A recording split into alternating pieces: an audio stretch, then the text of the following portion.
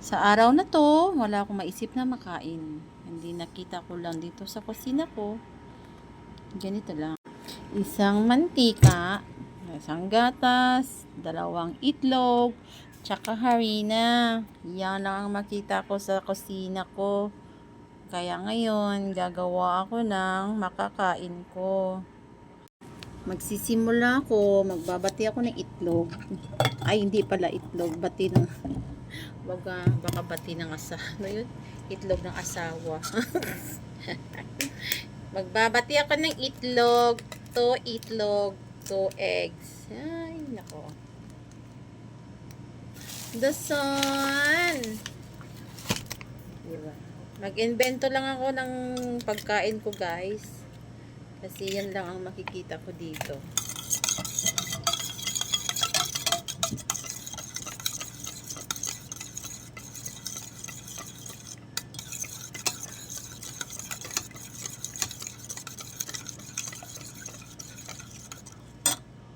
So, gatas.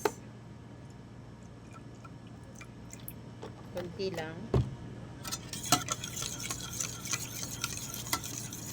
Kunting asukal. Mura ako ng asukal. Tsaka harina. Diba? Gagawa tayo ng makakain. Damihan ko na para bukas. Kasi bukas, day off ko. Wala akong makain bukas. Kaya, damihan ko ng pagluluto. Para isang lutuan.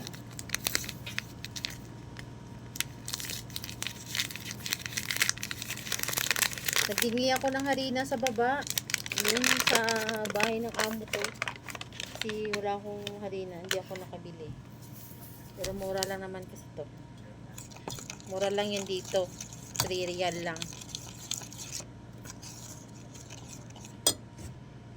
Lagyan natin ng oil. Ay, ang dami. Okay lang yan.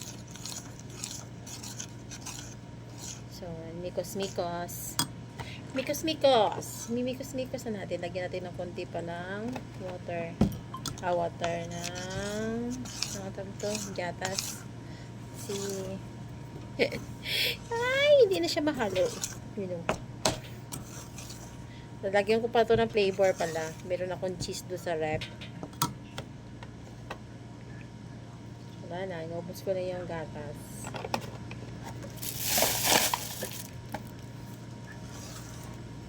Last time, nagluto din ako nito, guys. Yun ang binaon ko, tsaka hinapunan ko, tsaka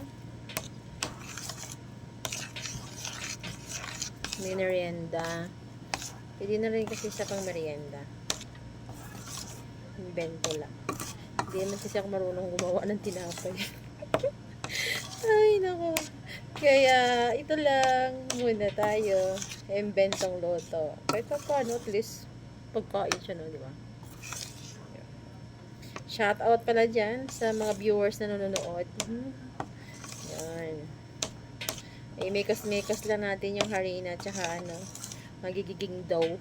Sana all dough. Nagiging dough. Sana all dough.